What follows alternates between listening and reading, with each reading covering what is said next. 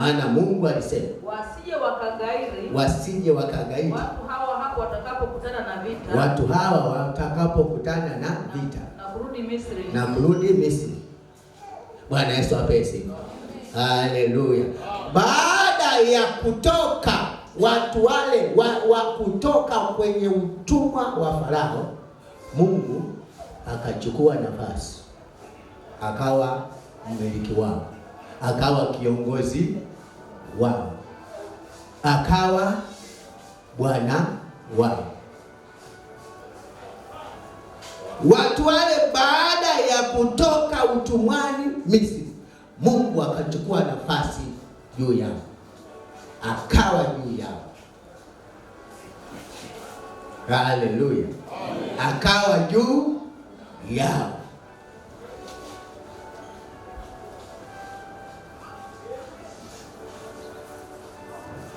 Wokovu wetu sisi katika Kristo Yesu, ukisoma katika Wakolosai, mama tutarudi hapo. Tutarudi hapo, weka kabisa, weka kalamu yako hapo, tutarudi. Twende Wakolosai 1 tuanzie 13.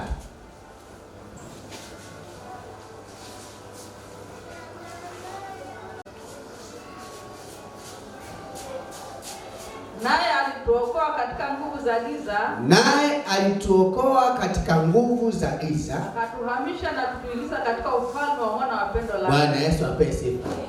Naye akatuokoa. Kama tungekuwa Wayahudi tungesema naye akatuokoa katika nguvu za nani? Za Farao. Bwana Yesu apewe sifa.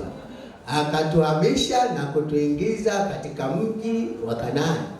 Bwana Yesu apewe sifa. Katika nchi ya ahadi, katika nchi ya upendo wake. Haleluya kwa Bwana Yesu. Kule akawatoa kwa Farao, huku sisi akatutoa katika nguvu za giza. Kwa hiyo Farao alieti kama nguvu za giza. Haleluya. Farao alisimama kwa kivuli cha nguvu za giza. Namna ambavyo Mungu alivyokuwa anamwadhibu Farao, anampiga Farao, alikuwa anatia ufahamu kwa wote leo watakao muamini Mungu kwamba Mungu ni Mungu asiyewaacha watu wake. Haleluya. Mungu ni Mungu anayejishughulisha sana na mambo ya watu wake. Bwana Yesu apewe sifa. Haleluya kwa Bwana Yesu. Walipotoka wale watu, Mungu akachukua nafasi kwao. Mungu akaanza kuchunguza njia. Tumerudi katika Kutoka. Walipohamishwa wana wa Israeli, Mungu akaanza kuchunguza njia. Mungu akachunguza njia ya kutoka utumwani kwa wana wa Israeli na kwenda kwenye nchi ya ahadi. Akagundua kuna njia mbili. Mungu aligundua kuna njia mbili. Ya kwanza inapita wapi? Kwa Wafilisti. Ya pili inapita wapi? Jangwani mpaka baharini. Bwana Yesu asifiwe. Mungu akapiga akaona ukipita njia kwa Wafilisti ni karibu sana. Kutoka hapo utumwani Misri kwenda Kanaani kwa njia ya Wafilisti ni karibu sana. Hata wana wa Israeli walipokuwa wanafuata chakula kabla hawajaamua kwenda kuwa watumwa, walikuwa wanapita hiyo njia. Kwa hiyo njia walikuwa wanaenda na kurudi. Na hata walipoamua kuishi utumwani Misri, Yakobo alipokufa, walimbeba, walienda kuzika kwao. Bwana Yesu apewe sifa. Kwa hiyo hizo njia wanazijua. Mungu akaona wapite hizi njia za kila siku wanazozijua au akapima. Akasema hii njia wasipite. Kwa sababu hii njia ijapokuwa ni karibu, wakipita hawafiki. Bwana Yesu apewe sifa. Kwa nini hawafiki? Kwa sababu kila nchi watakayopita watapita kwenye miji ya watu, watapita kwenye nchi za watu. Akapima kwamba kila nchi watakayopita walikuwa wanapita kwa vibali maalum. Hata sasa huwezi kuvuka nchi ya watu bila kibali maalum. Amen. Kwa hiyo tangu mwanzo walikuwa wanavuka, wanapita kwa kibali maalum. Kwa hiyo walitakiwa sasa wakitoka pale, kama wanaingia kwenye nchi ya Wafilisti, wasimame kule Misri ambako wanaishi, watume mabalozi waende Ufilisti wakaombe kibali cha uhamiaji, kwamba tunaomba tupite, tuvuke, hatuishi, tuvuke. Mtatumia siku ngapi? Tutumia siku 40, tutakuwa tumevuka. Walinde mipaka yao, waambie wawape ramani, mpite barabara ya Morogoro moja kwa moja, msipite Mikumi, mtaenda kuiba meno yetu ya tembo yenyewe. Mpite mpaka wapi? Dumila mkakatize huko Kilosa, mtokee Mikumi mjini, hapa mbugani msipite. Alafu ndio mwendezenu Iringa mnakotaka. Kama mtaki hapa, hii njia mnayotaka ya kukatiza hapa mbugani tutaki, wawape njia. Sasa Mungu akatazama mioyo ya watu wa nchi ambao Waisraeli wanatakiwa waende wakaombe kibali kupita. Akagundua hawatakubali. Pite hapa. Wasipokubali itabidi wapite kwa nguvu. Tayari imeanza nini? Vita. Ili wapite inatakiwa washinde vita. Kwa hiyo Mungu akaona kwa wingi wa zile nchi, kwa ile vita watakao kutana nayo, wanaweza wakachoka vitani, wakaamua warudi utumwani. Akasema hii njia ni nyepesi sana, lakini wakipita wanaweza kuvunjika moyo kwa sababu ya vita. Bora wapite njia ndefu isiyo na isiyo na vita. Bwana Yesu asifiwe. Haleluya kwa Bwana Yesu. Mungu akasema hii njia ni rahisi sana wao kufika kwenye nchi ya ahadi, lakini ina vita kali. Sasa bora wapite njia ambayo ni jangwa, haina miji, haina nchi, haina vita, ili wafike salama. Haleluya. Baada ya wana wa Israeli kutoka utumwani, Mungu akashughulikia njia zao. Haleluya. Haleluya kwa Bwana Yesu. Mungu alishughulikia nini? Njia zao.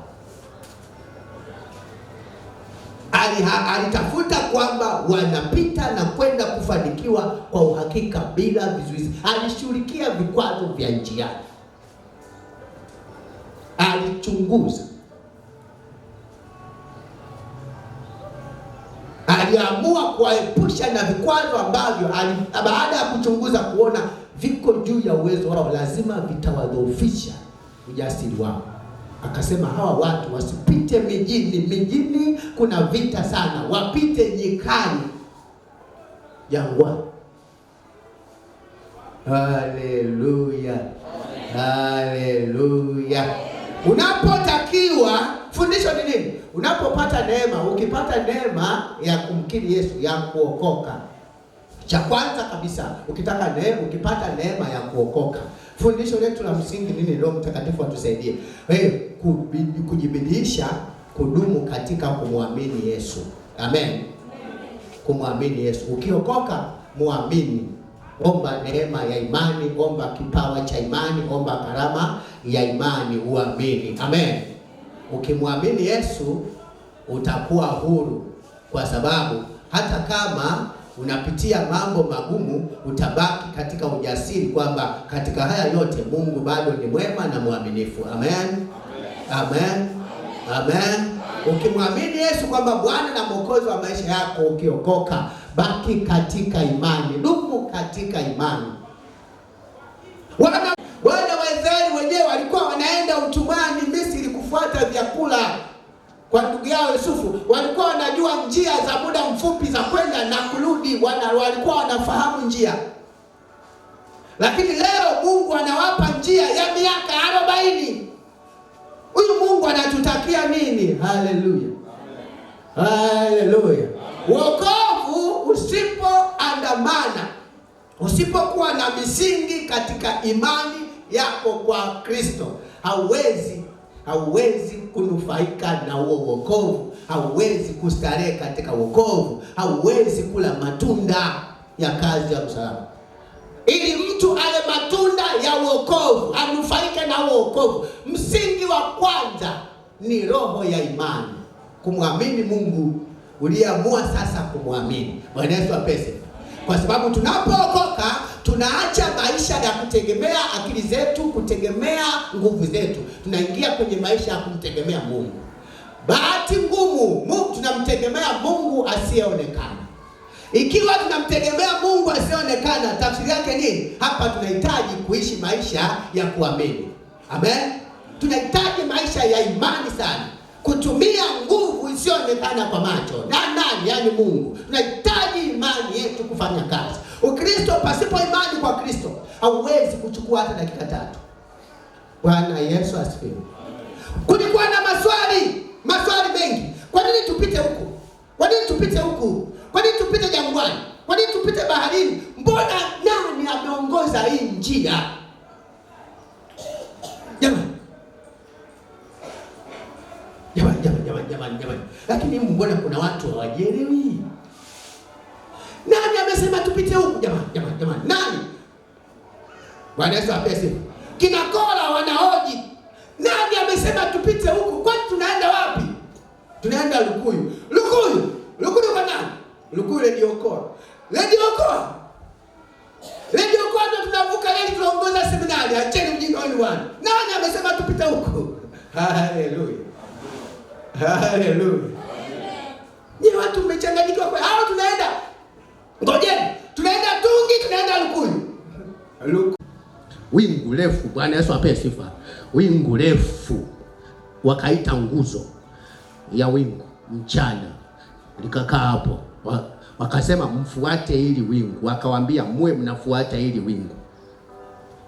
Kwa hiyo wingu, watu wanajua kabisa kwamba sasa hapa tunaenda Bigwa Sisters. Hapa tulipo Bigwa Sisters, haraka hapa Sabato unapandisha kidogo kwa marehemu Kisungula, ufiki uwanjani, unakata kwa nyuma, ushatokeza makaburini. Lakini wingu lilo makuti. Wingu makuti, wingu limeyumba. Watu wakadhani tashika njia mjini, hilo wingu linavuka daraja Mgolole. Hili wingu linajua Bigwa Sisters, alijua. Sema ndio limesema tunaenda Bigwa Sisters, hilo wingu. Wasema ili nataka lipite Mwanzo Mgumu, lina hamu ya kuvuka daraja jipya kule, alafu likatize kwa Samueli, livuke liende, ndo njia. Wanatarajia wakifika njia panda Mgolole pale, wingu litakata kulia. Wingu limenyosha. Teresia wakafikiri nafika Misongeni, wingu limekula kushoto, linavuka reli wingu.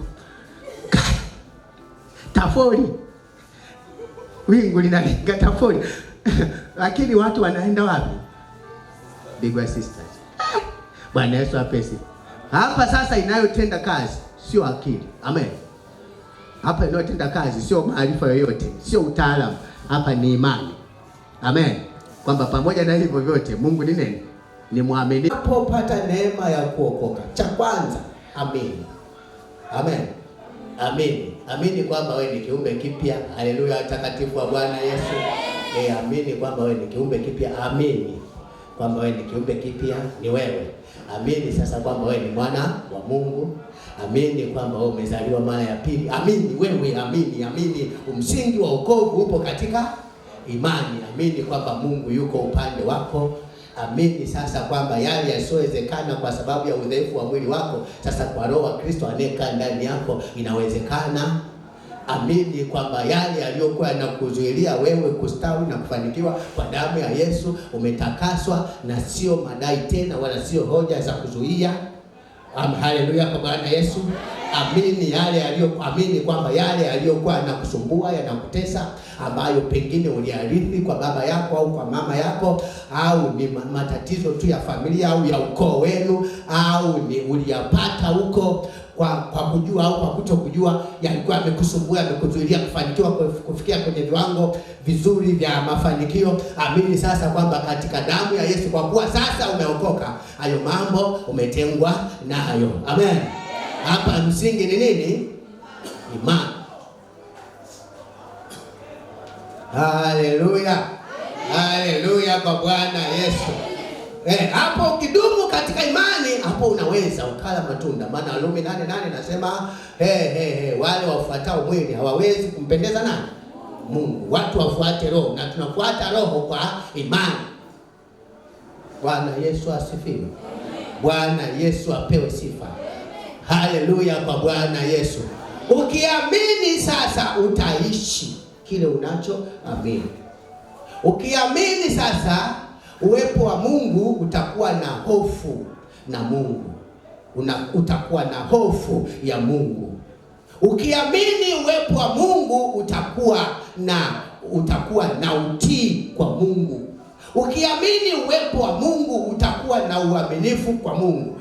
Hivyo vyote vitakosa nafasi ndani yako kama hauamini. Kwa sababu kama hauamini kwamba Mungu yuko upande wako na anakuona na anakusikiliza na anajitaabisha sana na mambo yako, utamtegemea nani? Hauna wa kumtegemea, utamhofu nani? Hakuna wa kumhofu. Utamtii nani? Hakuna wa kumtii. Utamwogopa, utamtumikia au nani? Hakuna.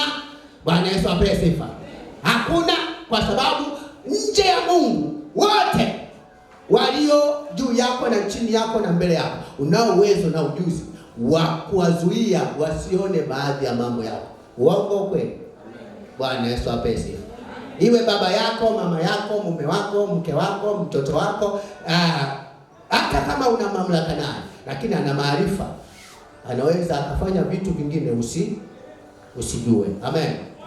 Usijue. Kwa hiyo ili asifanye chochote kilicho kiovu, asifanye chochote kinacho haribu moyo wake, ni ile hofu kati yake na nani?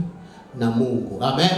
Na mtu hawezi kuwa na hofu kwa Mungu kama hana imani juu ya uwepo wa Mungu. Hana imani. Kinachofanya kazi ni imani. Bwana Yesu apewe sifa. Msingi wa wokovu, msingi wa uwepo wa Mungu duniani ni imani. Haleluya. Ni imani. Pasipo imani hakuna uwepo wa Mungu, hakuna hofu ya Mungu, hakuna ibada safi pasipo imani. Hakuna. Na ndio maana kuna tofauti kubwa sana kati ya taasisi za dini na watu walioamini. Amen. Kuna tofauti kubwa sana. Watu wa dini na watu walioamini. Taasisi za dini na makusanyiko ya imani ni vitu tofauti sana. Watu wanaokusanyika kwa imani wamekusanyika kumsikiliza Mungu. Chochote kinaweza kikatokea. Hiyo ni tofauti kabisa ya kwanza, ndogo ya haraka tu. Kwa kwamba kwa kuwa tumekusanyika hapa kumsikiliza Mungu, chochote tunaweza kikafanyaje? Kikatokea. Lakini tukikusanyika hapa kwa taasisi, tumeunda taasisi yetu, kikundi chetu, ili tukusanyike tufanye mambo yetu, tutakuwa na utaratibu usiyemjua Mungu, usiyomhusisha Mungu. Bwana Yesu apese. Na ndio maana sehemu nyingine, makusanyiko mengine, hata kama ni ibada kama hizi, lakini hauwezi ukazidisha muda, kwa sababu muda taasisi imeshaweka kwamba muda wa ibada ni masaa 2. Taasisi imeshaweka. Ukizidisha utashtakiwa, utashtumiwa. Kwa nini umeongeza? Ukizidisha, watu wa dini, watu wa sheria waliounda taasisi hiyo watakuhoji. Bwana Yesu apewe sifa. Akisema leo sina cha kufanya kati yenu hapa, kaeni dakika 18 muondoke, mtaondoka. Na asilalamike mtu aseme mbona hatujakaa sana. Haleluya. Na akisema leo mshinde hapa, muondoke saa 6 usiku, mtakaa mpaka saa 6 usiku, atawatia nguvu, mtaomba na mtasifu na mtaondoka kwa amani. Asiseme mtu mbona tumekaa sana. kwa sababu wao ni watu wa imani. Ukimuuliza mtu mbona tumekaa sana leo, atakwambia haya ndio makusudi, haya ni makusudi ya nani? Ya Mungu. Bwana Yesu apese. Mbona hatukaidi hivi? Tunaamini leo Mungu ameamua kutuhudumia kwa namna nyingine. Bwana Yesu apese. Watu wa imani kila kitu wanamtafakari Mungu. Haleluya. Hapo ndipo Wakristo vita ilipo. Amen. Wana wa Israeli walipoanza kuharibiwa, wakasema tunataka mfalme atutawale kama wanavyotawaliwa mataifa mengine wasiomjua Mungu. Hatutaki waamuzi. Amen. Bwana Yesu apese. Na shetani akitaka kushambulia watu wa imani, utasikia watu wa imani wanasema, na watu wa imani nao wanasema, na sisi tunataka tufanye ibada zetu kama watu fulani. Mbona wenzetu wanafanya hivi? Mbona wenzetu, na sisi tunataka tuwe kama watu. Ukishasema tuwe watu kama watu fulani, mmechukua daftari, mnaunda utaratibu. Kwa nini mnaunda utaratibu? Mmemkataa Roho Mtakatifu kuwa utaratibu wenu. Bwana Yesu asifiwe. Msingi wa wokovu, msingi wa Ukristo wetu ni imani. Ukristo unatakaswa. Mkristo anatakasika kwa imani. Haleluya kwa Bwana Yesu. Kwa imani. Chochote utakachofanya pasipo imani haiwezekani kumpendeza Mungu. Bwana Yesu apese. Chochote utakachofanya pasipo imani hauwezi kukutana na moyo wa Mungu. Chochote utakachofanya pasipo imani hauwezi kunufaika na hicho kinachotokana na Mungu katika hicho unachofanya. Inaweza ukafanya ibada safi, ibada nzuri, ukafanya ibada nzuri nyumbani kwako au kanisani au eneo lote la kusanyiko, lakini hiyo ibada pasipo imani, haleluya, pasipo imani hauwezi kupata matunda ya hiyo ibada. Hauwezi. Unaweza kuwa ni mzuriaji ibada mzuri wa kila siku, pasipo imani. Kwamba kwa nini upo hapa, tuko ibadani, kwa nini upo ndani yako hivi ninavyouliza, kwa nini upo, unatakiwa utoe jibu linalotokana na imani yako kwa Kristo. Amen. Ndio jibu sahihi, kwamba nipo kwa sababu naamini. Unategemea kupata nini? Unaona kupata nini? Unatakiwa utoe jibu kulingana na imani yako kwa Kristo. Haleluya kwa Bwana Yesu. Kila kitakacho kukabili ndani ya moyo wako, unatakiwa ujibu kulingana na imani yako kwa Kristo. Imani ndio inomtakasa mtu. Imani ndio inoshinda vita. Imani kwa Kristo ndio inayomfanya mtu awe huru. Kwa nini tunazungumzia wana wa Israeli wasiogairi? Hawajagairi nini? Hawajagairi njia. Kwa nini wapite njia ngumu ikiwa njia nyepesi ilikuwepo? Na wanaijua na walishawahi kwenda, walishawahi kuitumia miaka mingi na ndio njia yao. Kwa nini wapite njia mpya mbaya, ngumu, ya mateso ikiwa njia nyepesi ipo? Walikubali kupita ile njia ngumu kwa sababu si kwa mapenzi yao, bali kwa sababu ya imani yao kwa Mungu. Bwana Yesu apese. Haleluya. Kuna njia unaweza ukaiona ngumu kwenye maisha yako, lakini kitakachokuwezesha si kwa sababu unaweza kuipitia, ila kwa sababu unamwamini Mungu. Utakaza imani yako kwa nani? Kwa Mungu. Sio kila kitu rahisi. Bwana Yesu apewe sifa sana. Sio kila kitu rahisi. Sio kila kitu rahisi. Na hakuna kitu rahisi.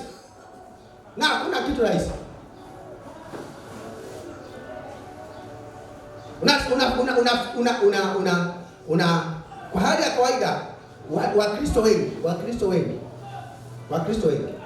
wanadhani, wanaweza wakadhani kwamba wachungaji katika imani wana maisha rahisi kuliko wao. Bwana Yesu apese. Haleluya kwa Bwana Yesu. Lakini wachungaji kwa kuhusu mambo ya imani wana maisha magumu. Na nielewa vizuri hapo. Yaani wana maisha magumu kuliko hawa washirika. Unakuta mshirika anamwambia mchungaji kama wewe ungeweza. Bwana Yesu apesi. Mchungaji anamwambia, kwa nini hujaomba? Kwa nini hujafanya hivi? Kwa nini umeamua hivi? Anasema, mchungaji kama wewe hapa ungeweza. Bwana Yesu apesi. Maana yake nini? Unafikiri mchungaji akikwambia inawezekana, unadhani basi ni rahisi? Hakuna. Panahitaji ujasiri wa imani, moyo uliojasiri kwa imani yake kwa nani? Kwa Kristo. Haleluya. Moyo uliojasiri kwa imani yake kwa Kristo. Kwa sababu hivyo unavyokutana navyo, hamna namna ya kuvishinda. Hamna namna ya kuvishinda isipokuwa imani yako kwa nani? Kwa Kristo. Na inawezekana Mungu amekupa mafunuo, siku moja amekufunulia kwamba wewe ni mchungaji. Bwana Yesu apewe sifa. Amekufunulia unachunga mahali, ni mchungaji, ni mtumishi wa Mungu, siji ni nabii, siji nani, Mungu amekufunulia. Lakini yani alama yako, taa yako, maisha yako. Si una maono kabisa. Umeonesha kwamba Mungu amekuita. Bwana Yesu apewe sifa.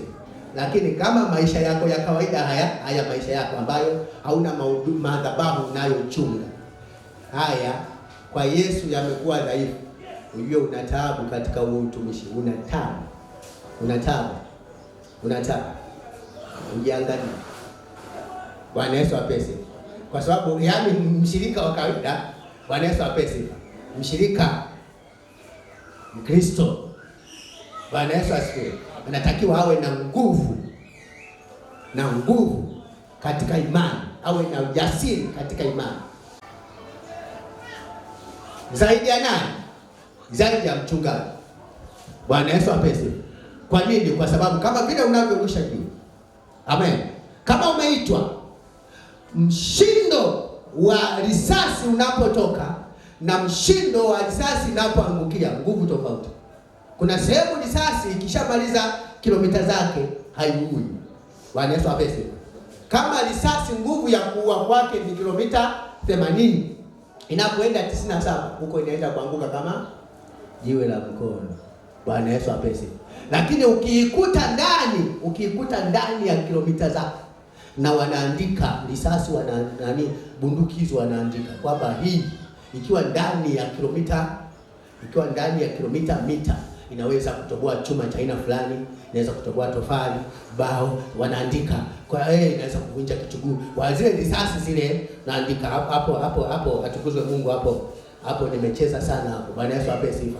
Kwa hiyo ina nguvu zake kwa kadri ya umbali unaoenda, na ina hii mwisho wa kuua kilomita hizo. Ikizidi hapo huko, Bwana Yesu ape sifa. Haleluya kwa Bwana Yesu. Fikiria siku ya kwanza ambayo Roho Mtakatifu anakaa ndani yako. Bwana Yesu ape sifa. Fikiria siku ya kwanza. Haleluya kwa Bwana Yesu. Siku ya kwanza, siku ya pili, mwaka wa kwanza, mwaka wa pili, mwaka wa tatu, wa upya, wa ujana, wa wokovu, na mwaka wa 10 wa uzee. Hivi vitu vinafanana? Havifanani. Vyuma unavyonyanyua kijana wa miaka 21, 22 na chuma anachonyanyua mzee Piusi, vifanane uzito. Haleluya kwa Bwana Yesu. Kama umezeeka utotoni, basi uzeeni utakuwa sasa ukishazeeka unaenda kufa. Kwa hiyo ukiwa mzeeni unatakiwa sio uzeeke uzeeni, sasa ufe uzeeni kwa sababu umezeeka. Bwana Yesu asifiwe. Haleluya. Kwa hiyo una nguvu kubwa ukikaa katika imani, una nguvu kubwa ya Mungu ya kusababisha mambo. Na hapo ndipo utakapotunza nini? Utakapotunza kile ambacho Mungu ameweka ndani yako. Utakapotunza, unatunza. Na huyu Kristo tunampata kwa imani. Amen. Tunampata kwa imani katika Kristo Yesu. Katika kila hatua wewe amini. Amen. Amini. Tumejifunza nini? Kwamba Mungu akachunguza njia. Bwana Yesu apesi.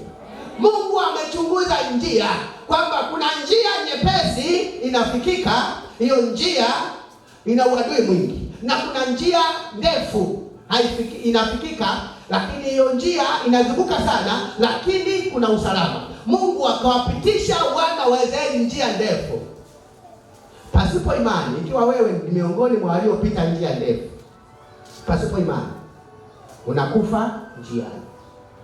Pasipo imani unapotea njiani. Pasipo imani unazimia njiani, kwa sababu si kwamba haujateuliwa kufika katika utukufu ule. Hapana, umeteuliwa na ni mteule, ila nini kinasumbua na Mungu? Unapotazama ugumu wa njia, unabaki kumwamini Mungu.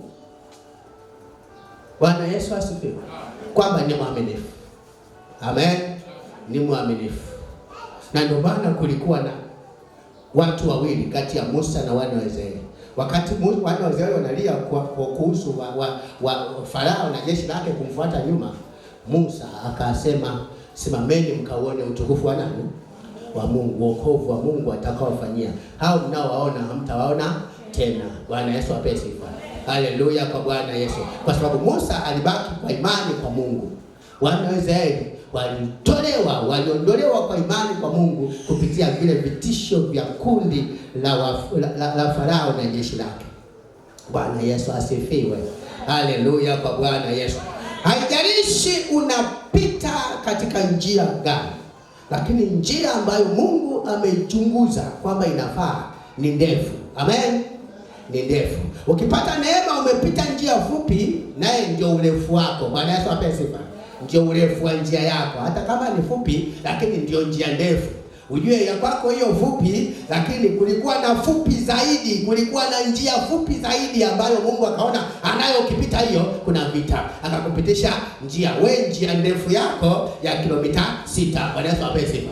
Lakini kama njia ndefu yako ya kilomita 6, kulikuwa na njia fupi kwenye maisha yako ya kilomita 1. Bwana akasema hapana, hii ina vita sana, akakupitisha. Kila mtu na urefu wa njia yake. Bwana Yesu apewe sifa. Haleluya kwa Bwana Yesu. Ukiona wewe njia yako ni ndefu zaidi, endelea kumwamini Mungu. Bwana Yesu apewe sifa. Endelea kumwamini Mungu katika njia yako. Endelea kumwamini Kristo. Wewe endelea kuona uaminifu wa Mungu kwamba pamoja na yote hiyo Kanaani tunafika. Amen. Amen. Pamoja na bahari na kila kitu, Kanaani tunafika. Bwana Yesu apewe sifa. Wakati tuendelea kutafakari kuhusu imani, kuna jambo lingine ambalo linahusiana na imani.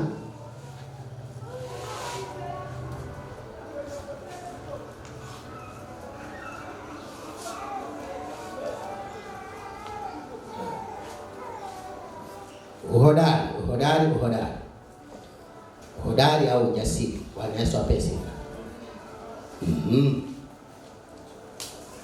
Uhuru, maisha huru katika Kristo yanatokana na matunda ya Pasaka, yanahitaji imani, na jambo la pili yanahitaji uhodari. Bwana Yesu asifiwe. Haleluya kwa Bwana Yesu. Uhodari. Tusogee twende, tulikuwa 13. Hebu turudi Kutoka 4. Kutoka sura ya 4, turudi hapo.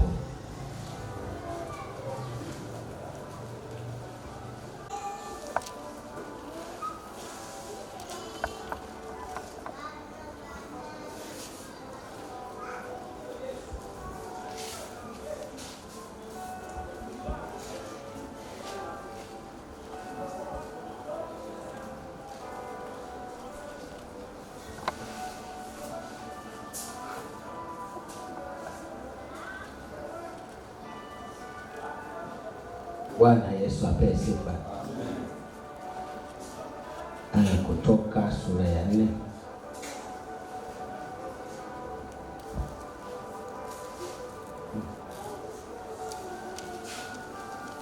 Nitafute mstari hapa.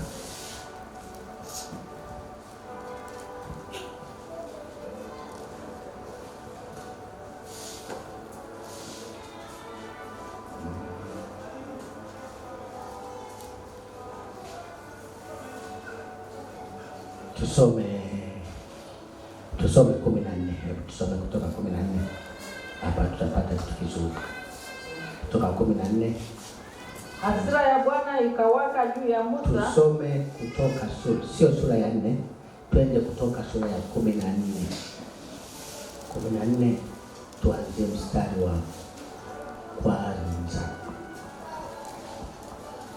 Bwana akasema na Musa akamwambia. Waambie wana wa Israeli kwamba warudi na kupiga kambi yao mbele ya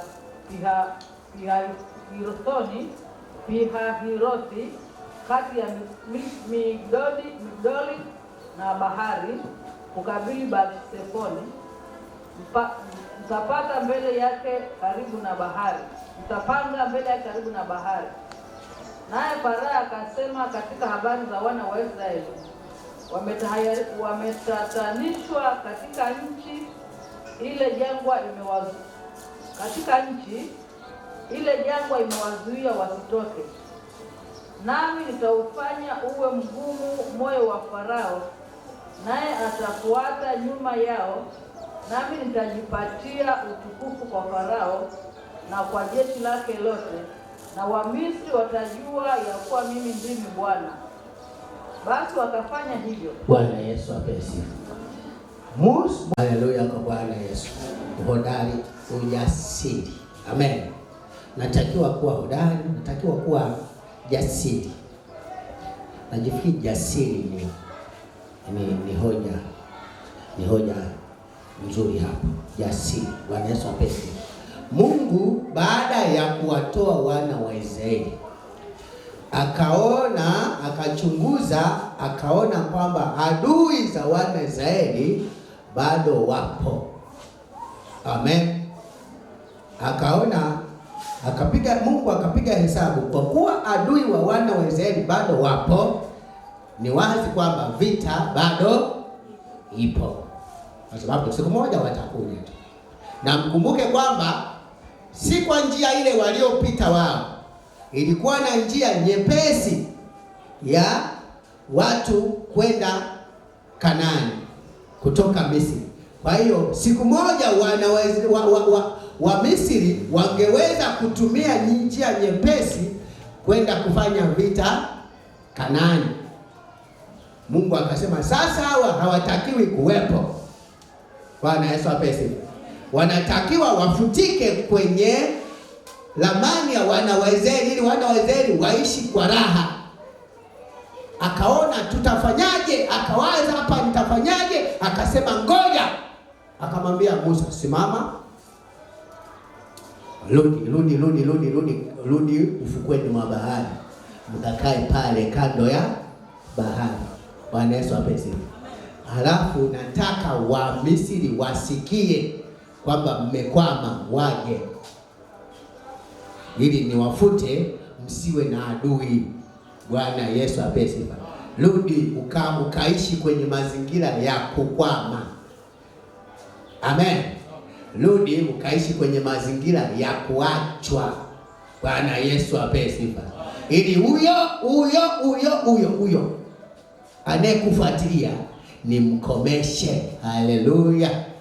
Haleluya kwa Bwana Yesu. Kwa hiyo Mungu akawachukua, akamwelekeza Musa na wana wa Israeli waende waishi ufukweni, wakae kwa makusudi.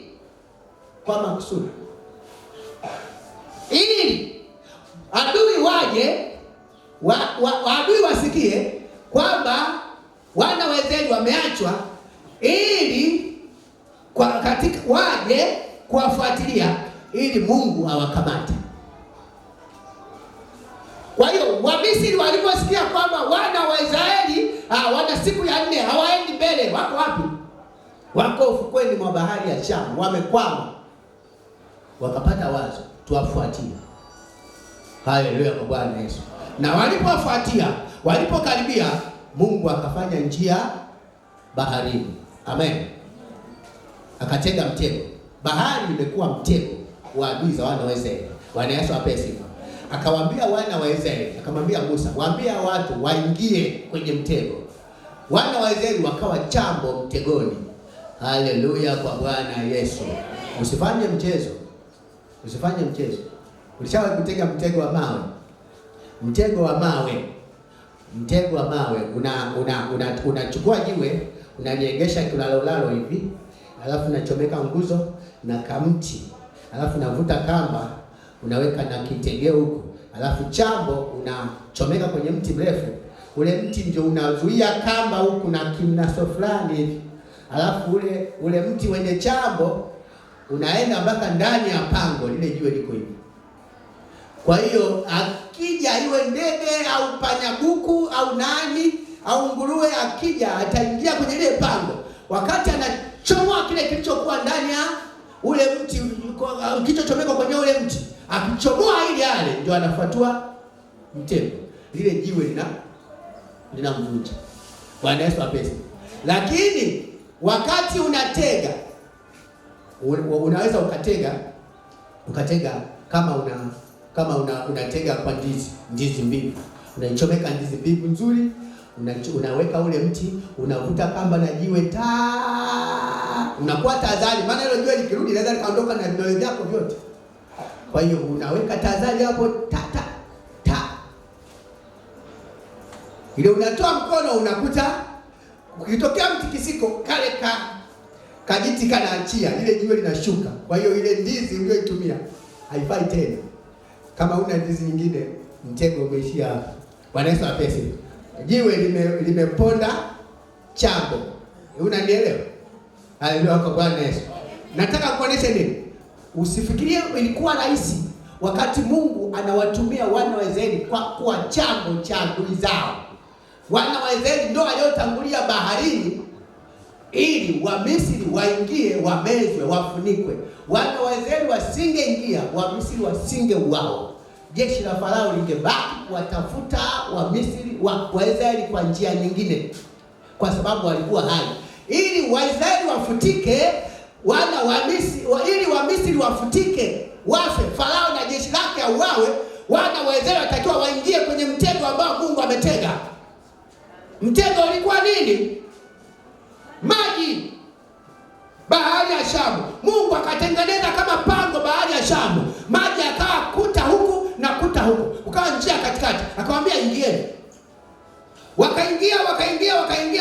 Walipofika robo tatu ya upana wa bahari, wakatazama nyuma, wakakuta Farao na jeshi lake wako nusu. Kule nao wameisha wote. Maji ya kule ufukweni kule kwenye ukingo wa bahari yakakata, na maji yaliyokuwa kati ya Wamisri na Waisraeli kule ndani baharini yakakata, katokea chumba, na kule kwa kuvukia wanakoelekea wana wa Israeli kukabaki wazi, huku kwa kutokea kumefungwa, alafu katikati yakakata. Bwana Yesu apesi. Wakasema tuakimbilie tukachanganyike. Wamisri wakasema huyu Mungu wao anawapigania, sasa hawezi kutua pamoja nao, tuakimbilie tukachanganyike. Bwana Yesu apesi. Tukichanganyika hawezi kutuacha. Maji yakakata, mtego ukanasa, alafu yakaziba, alafu ukabaki vile vile, wakatoka. Lakini haleluya kwa Bwana Yesu. Haleluya kwa Bwana Yesu. Lakini ingekuwa leo ndio wale wahuni wajanja wale watafiti wakawanuse suruali za wana Israeli, wakuta haleluya kwa Bwana Yesu, walishajiharibia. Usifanye mchezo, maji yanakata, yanawaua adui zenu, alafu na nyinyi mko hapa hayo yanakuja, alafu Mungu hajawaambia kwamba nyinyi hamtakufa. Ndio maji yameshakata na ndio upepo unavuma unaudisha. Bwana Yesu apewe sifa. Unaweza kujistukia suruali self container huko umemaliza kila kitu. Lakini ndio mtego unanasa adui zako. Haleluya kwa Bwana Yesu. Kuna kipindi, kuna mazingira ambayo Mungu anakuweka ili awinde adui zako. Bwana Yesu apewe sifa. Unatakiwa wewe baki kuwa jasiri katika imani. Haleluya kwa Bwana Yesu. Haleluya kwa Bwana Yesu. Kuna mazingira ambayo Mungu anakuweka, unatakiwa umalize. Anataka amalize adui zako, usiwe na uadui tena kwenye maisha yako. Mazingira yanakuwa magumu sana, na ndio maana unapopitia mazingira yote lazima ubaki katika imani kwa Mungu, ubaki na ujasiri katika imani. Usitumie akili zako kutafuta suluhu, usije ukaongeza maadui. Haleluya kwa Bwana Yesu. Haleluya kwa Bwana Yesu. Haleluya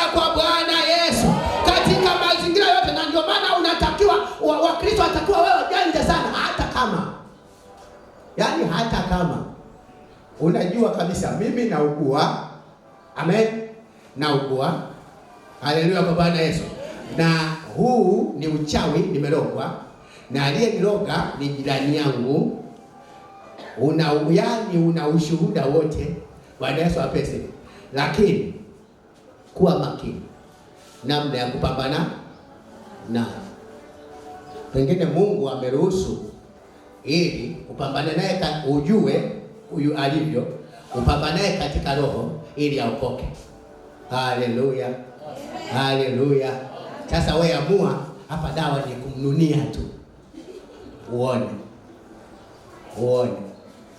Mungu hajakwambia na Mungu hawezi kukwambia mnunie, amekuloga mnunie, yaani mlango huu na huu upite tu. Ndo sasa atasema nimekufuatia vya Mgeta unanuna, na kufuatia vya Tanga sasa. Bwana Yesu apese. Haleluya kwa Bwana Yesu. Suru, inawezekana kuna vitu unapitia, lakini Mungu anataka akomeshe uadui kwako. Bwana Yesu asifiwe. Haleluya kwa Bwana Yesu. Wakristo wengi hapo wanakwama. Mtu akishaona anapitia mahali fulani, anaanza kumwandama yule kwamba adui yangu ni fulani, adui yangu ni fulani, adui yangu ni fulani. No. Bwana Yesu apese. Haleluya kwa Bwana Yesu. Wengine wanatumika wawe maadui, wanatumika wakushambulia ili uamke, ukae katika mkao wa mtego ili wanase waokoke, ili wamtukuze Mungu wako, ili wakiri kwamba tumeshindwa. Bwana Yesu asifiwe. Hata kama hawajakiri kwako, lakini kuna kipindi ukikaa na Bwana, hata wakija vikao vingine waseme jamaa, wewe bwana, huyu jamaa anaomba sana hapa mpaka wewe unashindwa kuruka na uchawi wako, inakuwaje bwana? Wachawi wakaa kwenye vikao, asema yule mimi kama pale, yani pale ninachotafuta pale ni hame tu, niuze ule mji ni hame, yule alogeki. Bwana Yesu apesi. Na maana yeye moyo wake na uchawi wake na ujanja wake wote keshakiri kwamba ulo geki. Kwa hiyo kila unapomtaabisha anasema wewe unanionea tu, mimi hapa nitahama, mimi hapa nitahama. Amen. Mchawi anasema hapa mimi nitahama, unazidi kunionea. Ni tofauti anasema sasa nitakwendea Sumbawanga. Hao ni wawili tofauti. Bwana Yesu apesi. Anatakiwa akili kwamba hauwezekani kwa sababu ya Mungu wako. Amen. Amen. Amen. Amen. Japokuwa wale wengi siku hizi wao wamechagua kununa na kuimba nyimbo za sifa za mafumbo. Mikinda. Bwana Yesu apesi. Simba mimi simba hodari katika mawindo yangu.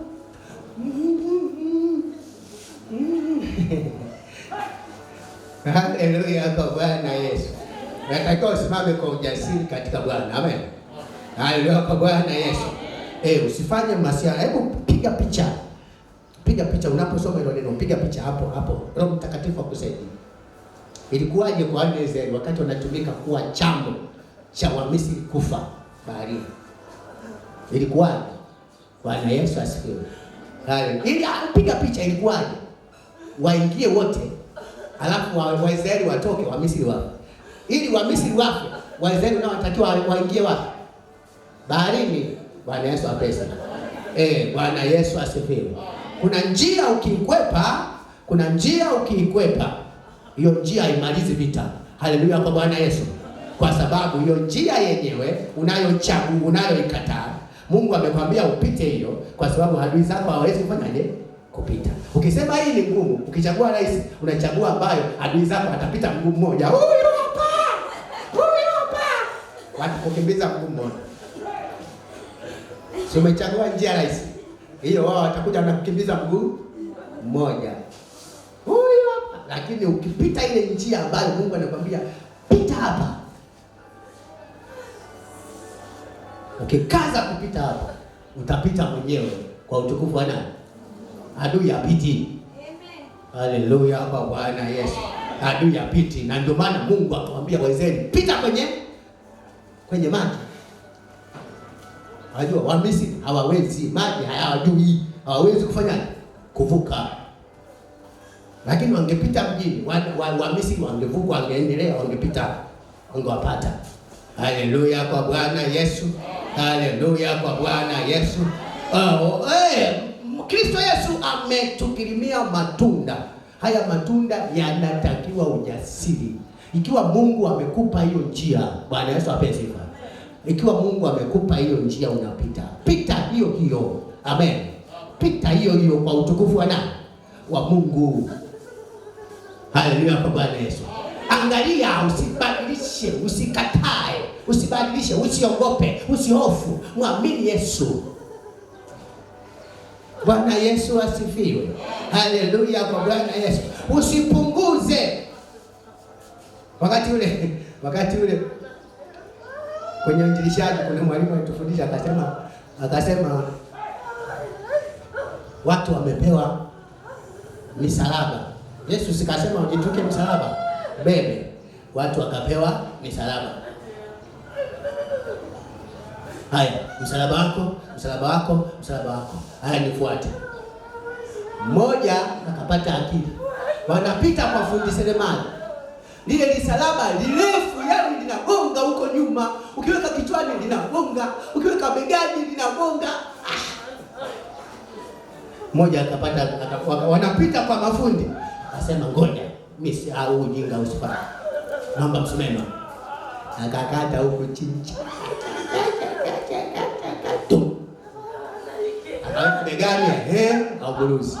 Akasema sasa hapa mwanangu napeta hapa.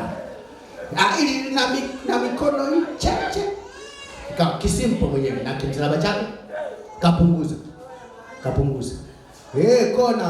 Kona wamefika Kolongo. Watu wamefikiria hamna pa kuvukia, hakuna daraja. Maji yanavuma. Aliyetangulia akafikiria, akaona ngoja. Akachukua lile lisalaba lake, akalisimamisha kwenye ukingo, akasimama kwenye ukingo, akalisimamisha, akalisukumia. Likaangukia ng'ambo na huko ng'ambo. Akapita juu ya ile lisalaba, alipofika ng'ambo akalivuta chuchu, akaliweka begani, akaondoka. Wa pili naye akasema, kumbe msalaba unavusha. Naye akaliangusha ile lisalaba lake, akavuka. Alipokuja watatu, wapake kapunguza. Chubwi. Safari inaendelea. Utavukia nini? Msalaba mfupi umetosha mtoni, umeondoka. Wenzake wale. Bwana Yesu asifiwe. Haleluya kwa Bwana Yesu. Kapunguza msalaba, safari imeishia njiani. Haleluya kwa Bwana Yesu. Bwana Yesu asifiwe sana. Bwana Yesu asifiwe sana. Kwa nini? Alitafakari kwamba huyu mgawa msalaba huyu maarifa yake madogo.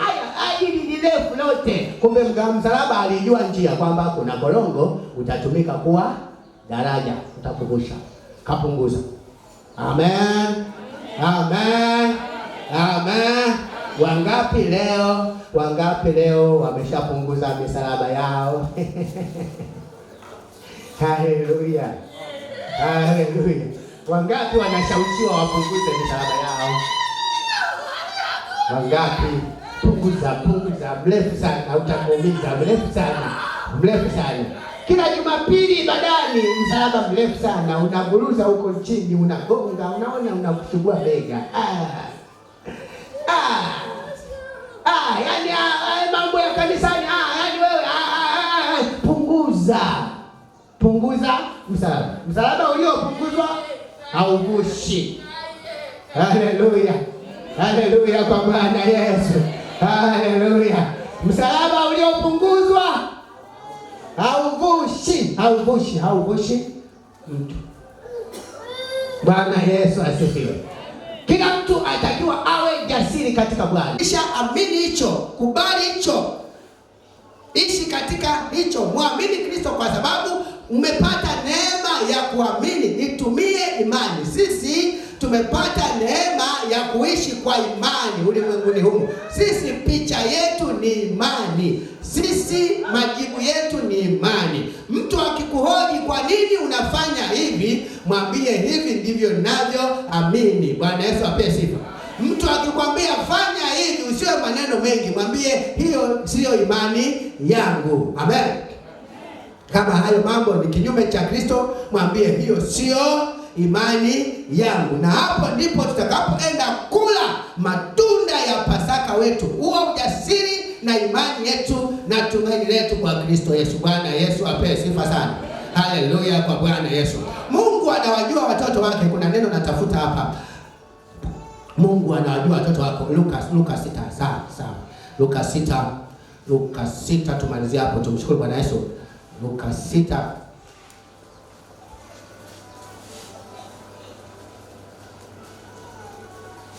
Luka 6:46 tuanze hapo. Na kwa nini mnaniita Bwana Bwana, walakini hamyatendi nisemayo? Kwa nini mnayaita Bwana Bwana, lakini hamtendi niasemayo? Bwana Yesu apewe sifa. Mtu akimuita Kristo Bwana, bado Kristo hajawa kwake Bwana, mpaka huyo anayemuita Kristo Bwana atende, ahudumu, ajihudhurishe, awajibike kwa Kristo kama mtoto wake, kama mali ya Kristo. Bwana Yesu apewe sifa. Kama mwana wa Kristo. Bwana unakuja katika kutenda. Kristo anakuwa Bwana kwako katika yale unayotenda. Bwana Yesu apewe sifa. Kwa nini mnaniita Bwana? Mnaniita Bwana ili mimi niwe Bwana kwenu. Mnatakiwa mfanye nini? Mtende ninayoyasema. Haleluya kwa Bwana Yesu. Kutenda asemayo Mungu kuna kamilishwa ndani ya mtu kwa imani, kwa sababu sisi tumekirimiwa roho ya Mungu tupate kuyajua. Tumepokea roho ya Mungu tupate kuyajua hayo tuliyokirimiwa na Mungu ili tuyanene. Bwana Yesu apewe sifa. Tunayajua yale ambayo tunayaamini, ambayo Mungu ametufunulia kwa imani. Tukishajua tunayanena, tukishajua tunatenda. Maisha yetu sisi tunatakiwa tuishi kwa kadri tunavyoamini. Amen. Matendo yaliyo kinyume cha imani yetu ni matendo yanayokana imani. Haleluya kwa Bwana Yesu. Haleluya kwa Bwana Yesu. Matendo yaliyo kinyume cha Kristo, mawazo yaliyo kinyume cha Kristo, maneno yaliyokuwa kinyume cha Kristo ni maneno yanayokana imani. Yanaharibu imani, yanazuia matunda ya imani yako kwa Kristo. Matunda ya imani yako ya Kristo unayalinda kwa mawazo yako na matendo yako. Bwana Yesu asifiwe. Mawazo na matendo yakitofautishwa na imani yako, imani imekufa. Imani haiwezi kuzaa. Bwana Yesu asifiwe.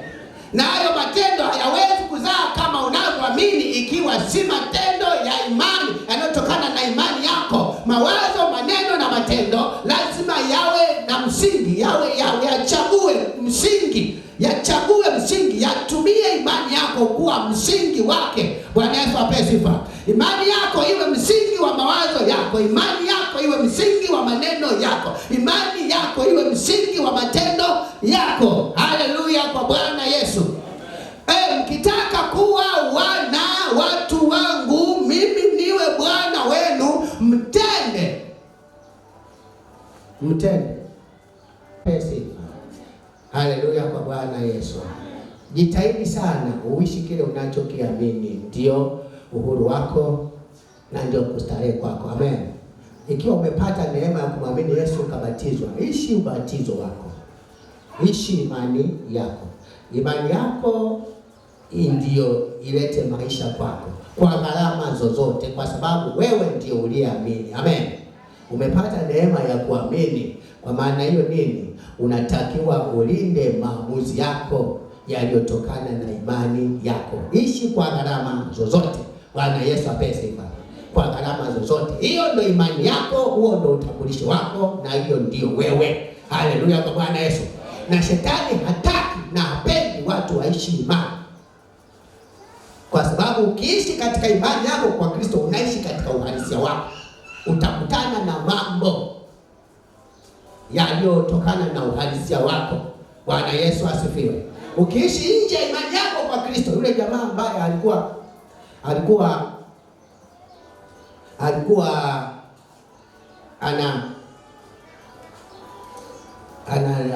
ananifanyia uchawi.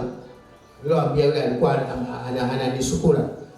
Sasa nilipofika Mungu alinipiga injili yeye ambaye alikuwa ananisukula mimi ndo akanihubiria injili. Nilipofika sasa sina uwezo tena. Nilipofika kile kiwango ambacho kila ninachowaza yeye hata akiwa yani popote au nje ya mkoa wapi anasikia, anajua. Anambia saa 12 uliwaza hivi. Ulitaka kama ungekuwa na nguvu ufanye hivi. Achana na hayo mawazo. Saa 1 asubuhi ulipoamka tu uliwaza kitu fulani. Achana na hivyo kitu. Yule jamaa wakati tunaendelea sasa, wakati anakuja kunikagua tu. Bwana Yesu apese. Anakuja kunikagua, anaondoka. Bado siku 14. Sawa. Siku 14 utakufa. Sawa. Utakufaje? Sema utakufa, tutaleta picha hapa. Tutakata kipande cha mstimu gogo, tutaleta hapa yenye sura yako. Alafu tutakuchukua. Watalia. Mke wako huyo watalia. Lakini ndio hivyo. Sasa siku moja, ile siku ya uhuru wangu, katika kule kukaa ndani kule, nikajikuta nasoma Biblia. Kulikuwa na Biblia nikawa nasoma. Yeye akaja ndio akasema kwamba nasoma nini? Nikamwambia nasoma Biblia. Akasema hivyo achana nayo. Hivyo ni vitu vigumu sana. Hivyo ni vitu vigumu sana. Kwa sababu ukisoma hiyo, ukielewa, ukiishi, unapata vitu vya kweli humu duniani. Alafu utaenda mbinguni. Sasa vitu vya kweli vinapatikana kirahisi.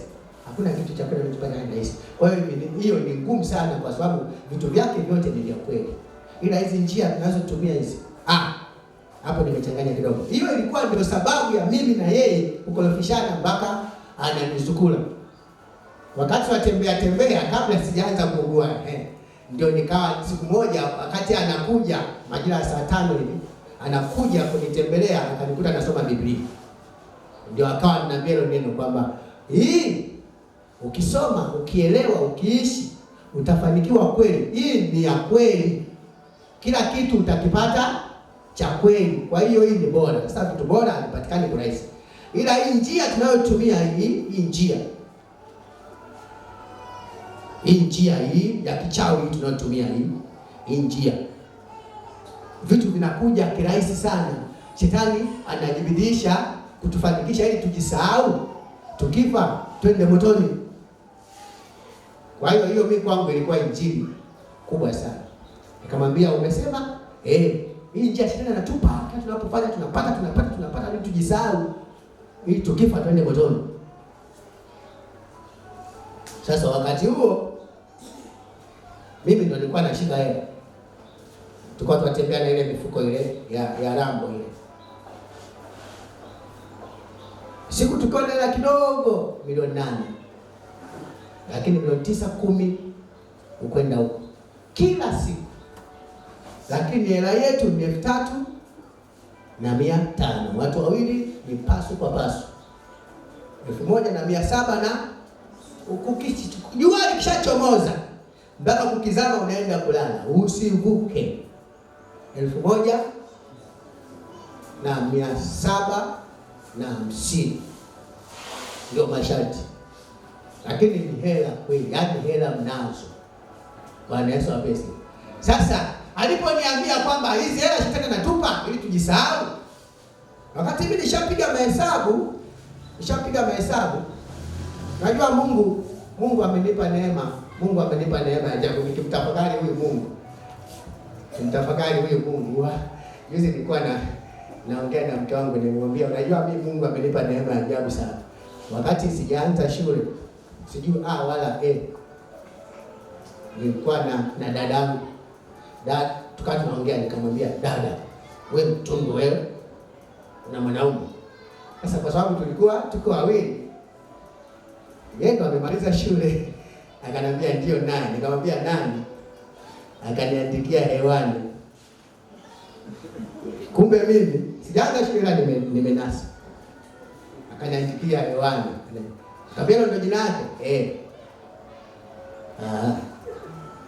Tukakaa siku moja, kulikuwa na mjomba wangu amefariki mwaka juzi, alikuwa dereva wa mabasi.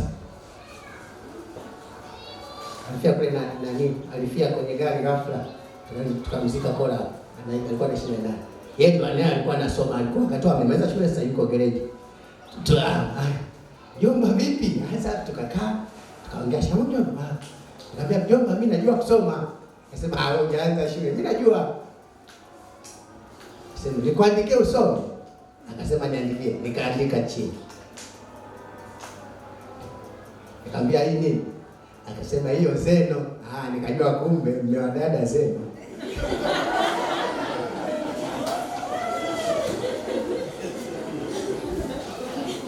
Haleluya. Nikamwangalia dada nikasema umeishi. Nitakwenda kusaidia kwa mama kodi zako nazo. Sijaanza chekechea. Niko nyumbani. Bwana Yesu apesi. Na sio leo na leo. Hadi nilikaa siku nilipomuona tu mjomba nikasema hapa nimempata dada. Mjomba nikuandikie. Haijafika mwezi lakini kwenye wiki mbili moja na nusu lakini bado naye. Hewani. Bwana Yesu apesi. Kwa wakati yale tunaishi maisha, bado nimekumbuka hiyo. Wakati tunaishi yale maisha mimi na yule jamaa, nilikuwa naona tunavyoenda kuwa. Kwa 1750 nilikuwa naona kwamba shetani ni muongo. Yaani nilikuwa naona madhara ya yale maisha, nilikuwa nayaona. Na nishapiga hesabu kwamba hapa majini wameshatubana, wanatupa ya kwetu, yani ya kwetu kwa siku 3500. Sasa kwa maisha haya ya mjini 3500, yani pamoja akasema tunaheshimiwa, na kweli yani tulikuwa tunaheshimiwa na tulikuwa tunaishi maisha ya utapeli. Zile hela zilikuwa kwa sababu sio za kawaida. Tulikuwa tukifika kama saa 3 saa ngapi tunafika. Tulikuwa tunatembea masokoni. Wakati ule Kingaro haijakuepo, ile soko la zamani pale, Mawenzi mji mpya. Kwa kwani tunakofika. Tukifika kwa mama lishe. Siku hizo wanaitwa mama lishe. Bwana Yesu apesi. Lete kongoro, lete supu nzuri, lete chapati, yani unajua hapa ni kila. Hata mpaka kesho. Lete najaza mezani. Kamchukulie Pepsi, anatoa hela yake. Hela yako itoke. Anaenda piga mahesabu. Anapiga mahesabu, kisha meza kula, kishaondoa vyombo. Unachukua ule mfuko, mnamimina zile hela mezani. Wao wanaogopa. Bwana hapana. Kusanya. Nendeni kafanyeni mahesabu yenu, msije mkatetea wezi. Nendeni bwana, nendeni. Mnakusanya hela zenu, naondoka nendeni. Mnaondoka mshakule.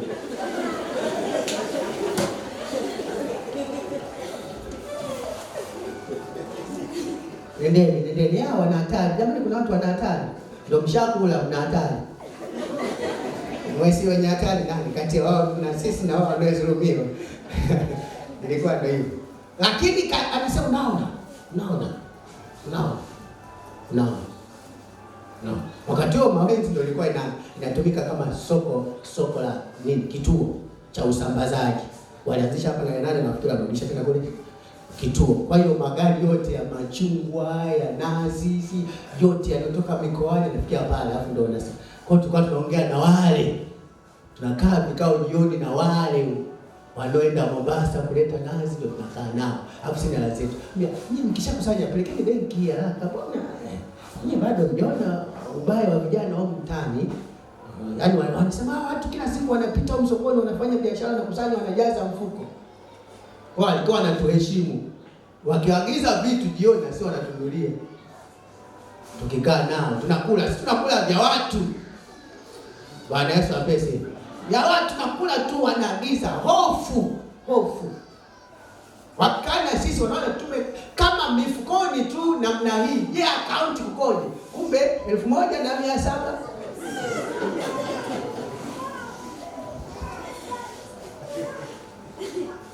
Lakini katika hayo yote mimi nilikuwa naugua sana kwamba haya maisha ndala ikikatika siwezi kununua tena. Suruali kitoboka, nitakuwa tajiri niliyevaa kiraka. Yaani hapo sitakwepa. Nitapata wapi 1500 ya kwenda kuchukua suruali 77? Nitapata wapi? Nitapata wapi? Nitapata wapi 2000 ya yebo? Nitapata wapi? Nilikuwa najua kwamba nguo zangu za ndani na viatu vyangu vikiisha.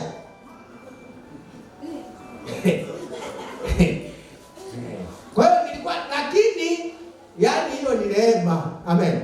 Ni neema. Na ndio maana kuna vitu shetani anavipamba vinakuwa na rangi nzuri, vinakuwa vinavutia, hata ukiambiwa hapa unakufa. Yaani mpaka neema. Bwana Yesu asifiwe. Ni neema, yaani ni neema. Yule ni Roho Mtakatifu alikuwa ananitafsiria kwamba hakuna maisha, hakuna maisha. Unaona tumekula. Mshakula sato. Kuna jamaa mmoja alienda tumekaa naye akapiga simu hapa Luna hapa wanauzaga samaki hapa wa kuoka hapa usiku hapa. Agiza watatu katafari katugana soda tukala tunatawanyika. Lazima ushakula sato mkubwa namna hiyo. Si ni waheshimiwa wewe. Mimi nasema yaani hao kuna siku hata tugharimu. Bwana Yesu asifiwe. Kwa sababu maisha yetu yamesimama. Amen. Kama tunasonga, kama tunajuana na watu wengi, kama tunafahamiana na watu wengi, watu wakubwa. Kuna watu mimi nilikuwa naogopa kukutana nao. Ananiambia leo twende. Kulikuwa na jamaa mmoja alikuwa anaitwa Ngosha. Alikuwa ni wakati huo ni supplier sana wa sembe. Alikuwa Nunge, akaja kamia. Twende tunaenda kukaa. Mimi naogopa. Na tunakaa tunazungumza na nikaanza kujua siri nyingi za wazee wa mjini, watu wakubwa. Wengine siwataji. Bwana Yesu apesi.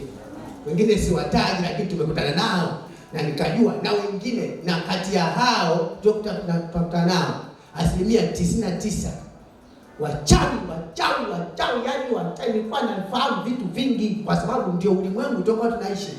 Lakini bado ndani yangu kwamba haya siyo maisha. Bwana Yesu apesi. Haya siyo maisha. Na nimepewa ule mfuko ili unifunge ufahamu. Ila si hizo. Nataka nini? Ila si hizo. Lakini bado ndani yangu haya sio. Nataka uhuru. Nataka maisha huru. Maisha yasiyo na masharti. Maisha yasiyo nipangia vya kuishi. Maisha yasiyo na mipaka katika ninachotaka kufanya. Nataka maisha huru. Haleluya kwa Bwana Yesu. Sasa katika hiyo yote hiyo mimi naugua ndani, nataka maisha huru. Nataka maisha huru, nataka maisha ya kujimiliki, nataka utajiri wa kweli, nataka heshima ya kweli. Vitu vyote hivyo tunavyo, vyote tunavyo. Bwana Yesu apesi. Wakati ule nao jamaa vyote tulikuwa navyo, vyote. Tulikuwa tunahofiwa mbaya.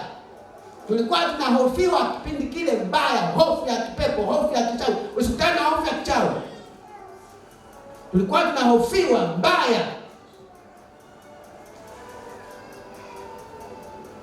Acha. Tulikuwa tunaenda makaburini. Ila yule ya makaburi ya Waislamu tulikuwa tunapenda sana. Ndio alikuwa anachagua tunaenda. Anasoma. Akishasoma. Alafu alikuwa na elimu. Kila kata tunayoenda, tukifika Ijumaa lazima apishe. Aongoze ibada. Bwana Yesu apesi. Anasoma, anaambia jiandae kwenye mji huu tuliokuepo, jiandae uwaze jina la mtu ambaye hakosi hela ndani, mwenye uhakika na hela. Anasoma. Anaambia taja. Nataja. Swai. Akisema la amen, tunaenda kwa swali. Bwana Yesu apese. Haijalishi ni hela ya nini, haijalishi. Hayani umeenda kukopa kuazima kwa mtu, umefunga begi, unaenda kwenye msiba wa baba yako, tumekupika, unaweka begi chini, unaleta hela.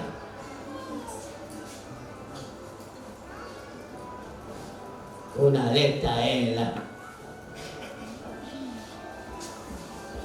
Alafu kesho tunakufuata, tunakupitia.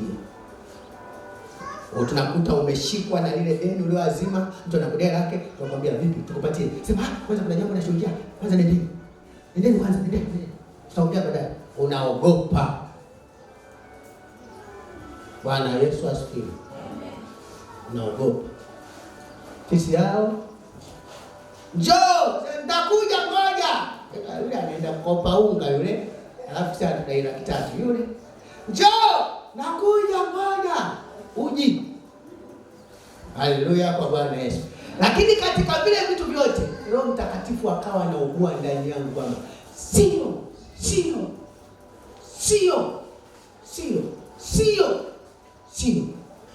nikawa naumia. Sio maisha. Nitapata wapi maisha ya kweli? Sijawahi kuokoka, mimi ni Mrumi. Nimeelewa katika maadili ya Kirumi. Sijui mambo ya ukweli kuhusu Yesu. Walikuja walokole, wamemwombea ndugu yetu, alipona, alikaa kwa mama pale nyumbani, kaka yake na mama. Alikaa pale, aliparalyze miaka 8, wakamwombea akapona, sitokata kuokoka. Wakasema walokole wakati ule TG ndio wanaingia. Basi wapese huku kwetu huku kanda hii. Walokole wote wanamhuri. Nikasema ujinga huu. Jinga kutiwa muhuri tena. Anamhuri.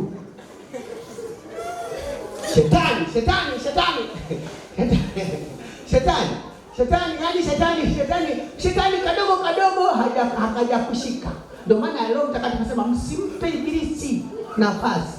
Haleluya. Yaani ni mbaya, hakikukamata, ni mbaya. Kinyesi unaita lotion na utajipata. Hakikukamata, ni mbaya. Haleluya kwa Bwana Yesu. Ndio maana Mungu alipotuokoa alijua mabaya ambayo shetani anataka afanye kwetu. Haleluya kwa Bwana Yesu. Kwa hiyo sasa nikasema mimi nitaokokaje? Siku hiyo nitaokoka. Bwana Yesu asifiwe. Neema ya Mungu ndio hivyo imekuja baadaye. Sasa katika kuugua kwangu, naugua nikakuta Biblia ya mke wangu. Nasoma ndio ananiambia kwamba eti kumbe haya maisha tunayoishi tunaenda wapi? Akaniambia mbuzi kuwachelesha kuwapeleka machungani watakusumbua mwenyewe. Bwana Yesu apese. Maana yake nini? Pambane. Kwa mimi nimeamua kupambana kwa njia yote, hata kwa uchawi. Yeye hataki kuchelewesha mbuzi kwenda wasije wakamsumbua. Yeye apate kwa vyovyote. Nikamwambia huku ndiko kupata huku. Akasema mbona tunavyoheshimiwa hapa mjini? Wewe nani ameshafika watu wafanya biashara kubwa wakamnunulia soda? Nani? Unaona kuna watu pale na mitaji midogo tu wanamiliki wengine mpaka gari wajao kununulia soda. Sio kununulia soda. Sisi tunakaa vikao. Unaagiziwa samaki, anakumbusha vyote. Unaagiziwa kuku kutoka wa moto. Unakula, ushakula. Sio heshima zile. Nikamwambia kwa vyote mimi siko tayari kwenda motoni. Na kuanzia leo mimi na wewe urafiki basi. Akasema haiwezekani. Nikamwambia basi. Sasa katika zile hela kuna siku aliniambia chukua 40,000. Nikachukua. Sijui ilikuwa kodi si nini, nikachukua. Akasema rudisha ile 40,000 kwa Sharifu haraka. Nikamwambia mimi nikipata nitarudisha, lakini huwezi kunifunga. Huwezi kunifunga kwenye maamuzi yangu. Mimi basi nishaamua kuokoka basi. Akasema haiwezekani. Nikamwambia ndio ishawezekana. Akasema unajua mimi sijawahi kubishana na watu mara nyingi. Nikamwambia mimi sibishani, na mimi nimekwambia wewe ndio unabisha. Mimi nishaamua kuokoka. Akasema tupinge. Tukapinga, ndio akataja siku. Basi kuanzia leo una siku kadhaa za kuishi duniani. Nikasema hakuna, mimi nimeshakataa. Akaondoka. Tukakaa, ilipofika siku ya mimi tunahesabu na zikashuka zilipofika siku 12 ndio nikaanguka pale kijana social. Saa 5:05 hivi. Navuka kale kamfereji kwa bago, nimefesi ile ofisi ya bago ile, nitazama. Nikavuka kale yani kama naingia pale. Si maabara si wapi pale. Si duka la dawa. Yaani sijavuka ule. Yaani ile kuvuka nikasikia nguvu zikaisha, nikatumbukia, nikaanguka. Natazama sioni popote, uzito aja. Najaribu kunyanyuka hakuna. Alimtazama na niona kama nimeparalyze kama nani. Wakanizoazoa kwenye baiskeli, wakambia kwako wapi? Nikamwambia Maurizi hapo, nyumba ya ushirika wa Sakusi ya soko inayofuata. Kwa Super alikuwa kocha wa timu ya Maurizi wanamfahamu. Wakanipeleka na baba mwenye nyumba, wakaniweka pale ndani. Sijanyanyuka tena mpaka nilipookoka. Bwana Yesu asifiwe. Haleluya kwa Bwana Yesu. Haleluya kwa Bwana Yesu. Haleluya kwa Bwana Yesu. Story ndefu, lakini Mungu amenipitisha kujua ili nijue kwamba shetani ni muongo. Ili anitie ujasiri. Na siku nilipookoka nikamwambia Yesu, kama leo nitapona, kwa sababu ilikuwa ni siku ya mwisho ya kufa kwangu. Nilikuwa naijua siku ya mwisho ya kufa kwangu. Bwana Yesu apesi. Na alishakuja ameshatengeneza mazingira tayari. Na bahati mbaya nilikuwa siwezi kumwambia mtu yoyote. Naweza nikaongea vitu vingi, ukakaa na mimi asubuhi mpaka jioni tukaongea vitu vingi. Ila siwezi kusema kinachonisumbua au yaani tunachoongea mimi na yule. Siwezi. Kwa hiyo nilikuwa na vitu vingi lakini siwezi kusema. Na nilikuwa najua kwamba starehe fulani saa 9 kamili usiku ndio natoka duniani naenda kuishi kuzimu. Nilikuwa najua. Kwa hiyo mpaka ilibaki siku ile. Najua kwamba leo saa 9 usiku. Imefika saa 10 jioni na hesabu masaa. Imefika saa 9, saa 10 kasoro wakanipigia. Akasema leo sitakuja, naandaa mazingira. Maana Yesu apesi. Naandaa mazingira. Ili nikishakuchukua hapo nikakuweke mkae. Kwa hiyo niko hapa, niko na mtu fulani akamtaja. Niko mahali fulani, alikuwa Ikweta pale. Baada ya swapesi Ikweta. Kwa hiyo nitakiwa nikionekana nimekata roho, nitakwenda Ikweta. Pale kuna kibao cha Kingalo. Ukipita, ukimaliza majengo ya raia kuna jengo fulani hivi. Kama unatazama unashuka Kingalo, niko hapa kubwa. La ibada. Sema la ibada. Nitakiwa nikae pale madhabahuni siku 7. Alafu ndio nisafirishwe kwenda Korogwe nikatumike watu wapate hela. Kwa nilikuwa najua mpaka nikitoka hapa naenda Ikweta, yani nilikuwa najua. Bwana Yesu asifiwe. Yesu akaniokoa. Haleluya kwa Bwana Yesu. Yesu akaniokoa. Amenipitisha hiyo njia, sijui ndefu, sijui ngumu, lakini kwa utukufu wake. Amen. Amenipitisha kwa utukufu wake. Na kuna vitu nikawa na hakika nayo. Hiyo injili mimi sijahubiriwa na mlokole kusema kwamba ananivutia nije kanisani kwake. Injili nimehubiriwa na mchawi kwamba vitu vya Mungu, mambo ya Mungu ni ya kweli. Kwa hiyo ni magumu mpaka ukaze kwa sababu ni ya kweli. Na ndio maana nimekumbuka story yangu kwa sababu ya hiyo hoja. Yeye ananiambia kwamba mambo ya Mungu ni magumu kuyapata kwa sababu hakuna kitu chema kinachopatikana kirahisi. Ila mambo ya shetani kwa sababu ni uongo, shetani ana tuzugazuga ili tufe mikononi mwake twende jehanamu. Nikamwambia umechagua kwenda jehanamu, akasema mimi siwezi nikapata aibu duniani alafu nitegemee huko. Bwana Yesu apewe sifa. Haleluya kwa Bwana Yesu. Kwa hiyo shetani anajua kwamba ni muongo. Amen. Shetani anajua kwamba ni muongo. Na anachofanya kwa watu ni kuwadanganya, kuwashawishi ili wakutwe katika hali mbaya ili apate kuwaharibu. Bwana Yesu apewe sifa. Yesu anabaki kuwa mwokozi wetu siku zote. Amen. Amen watakatifu wa Bwana Yesu. Haleluya kwa Bwana Yesu.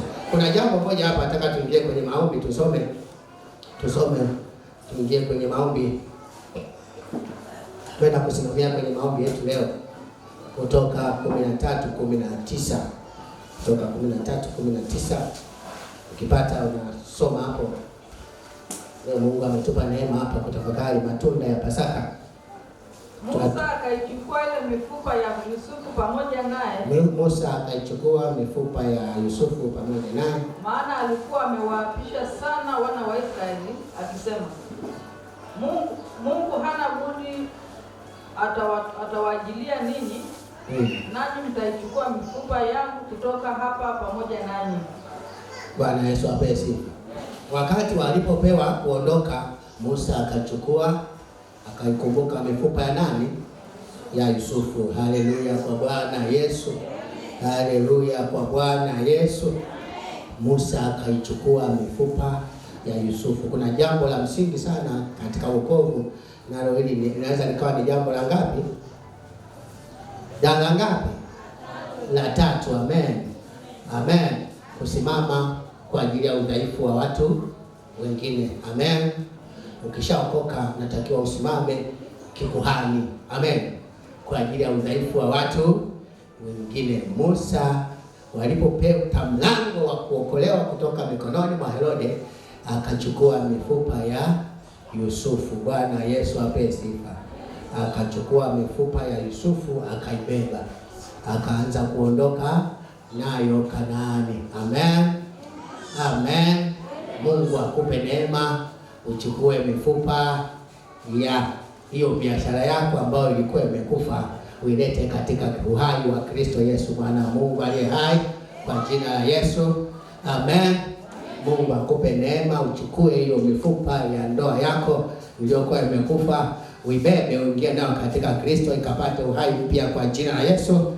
Uingie katika nchi ya maziwa na asali, kastawi. Bwana Yesu apewe sifa. Ikawe utukufu kwa Mungu aliye hai. Sisi na kila kilicho nacho kilicho chema, hakuna kitakachobaki utumwani. Bwana Yesu apewe sifa.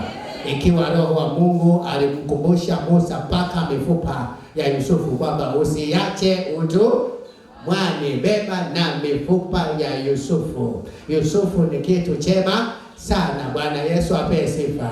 Yusufu ni fahari, Yusufu ni tunu kwenu, beba mifupa yake. Bwana Yesu apewe sifa. Mungu anapokuokoa wewe anasema na wewe beba mifupa ya baba yako. Bwana Yesu apewe sifa. Chukua na baba yako hajaokoka, mweke kwenye maombi. Amen.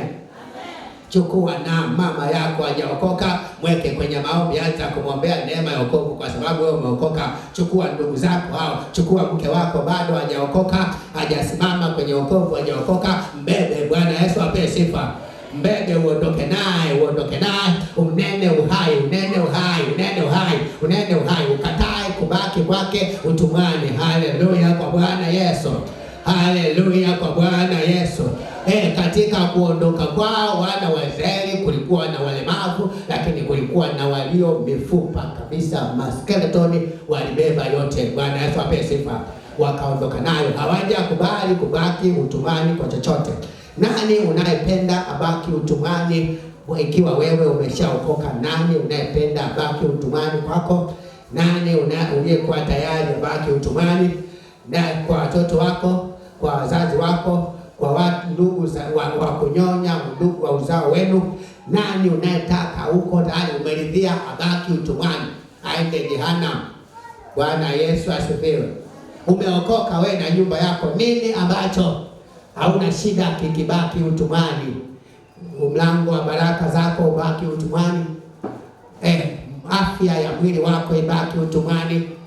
Nini kibaki mautini ikiwa Bwana ametufufua pamoja na Kristo, akatuketisha pamoja na Kristo, sisi pamoja na vilivyo vyetu. Amen. Amen.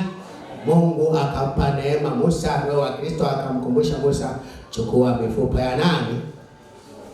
Ya Yusufu. Bwana Yesu apewe sifa.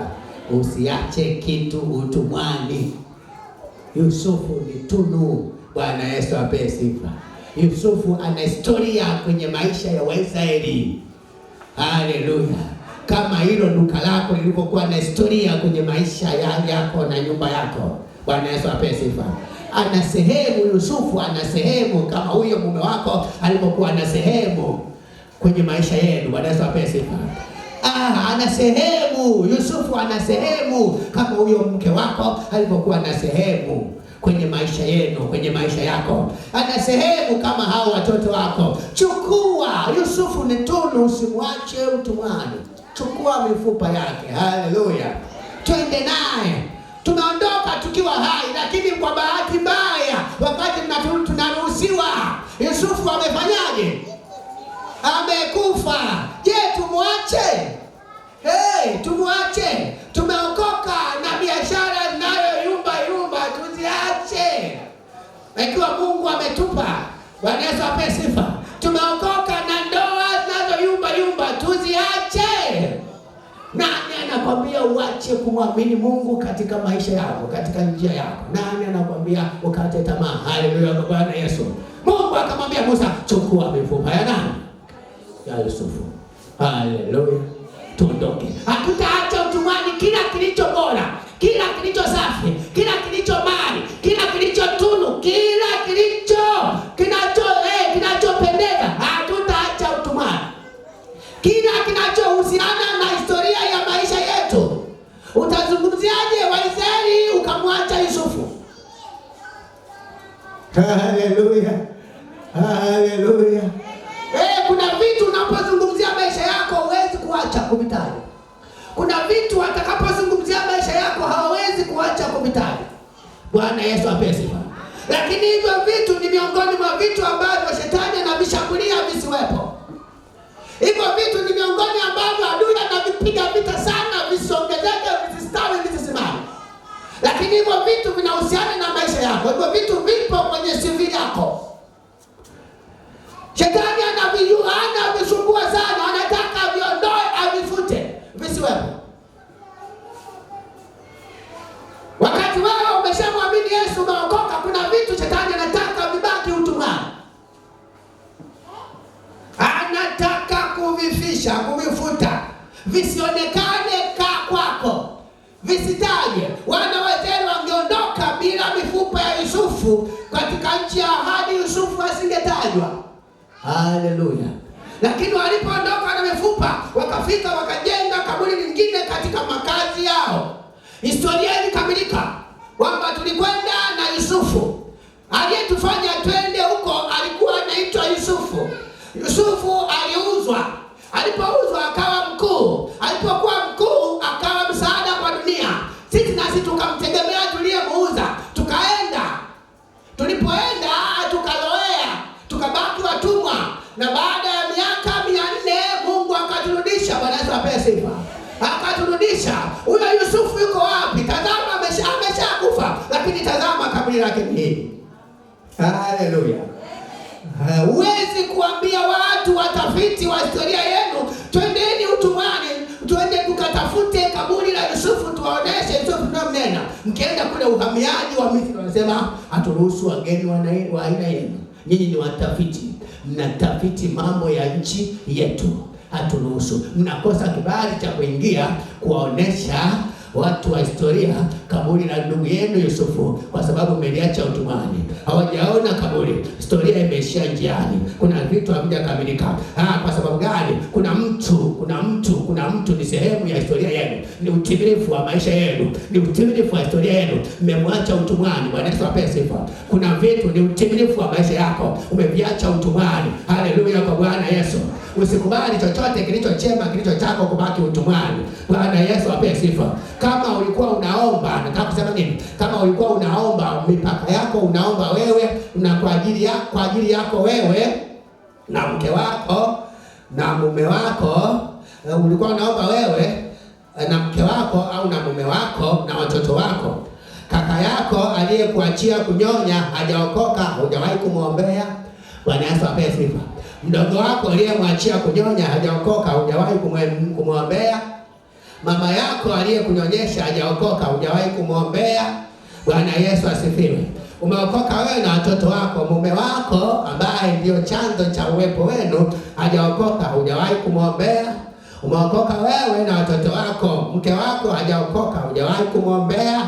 Umeokoka wewe na mke wako, watoto wenu hawajaokoka, hamjawahi kuomba kwa ajili yao. Haleluya kwa Bwana Yesu. Haleluya kwa Bwana Yesu. Uongeze wigo. Bwana Yesu apewe sifa. Ongeza wigo. Ongeza wigo wa kumiliki na kutawala. Haleluya. Katika vyote kubaki utumwani. Bwana Yesu apewe sifa. Usikubali chochote kubaki utumwani. Yusufu alikufa. Yusufu alioza. Yusufu hakuwa na mwili. Yusufu alikuwa ni vipande vya mifupa, miguu na mikono.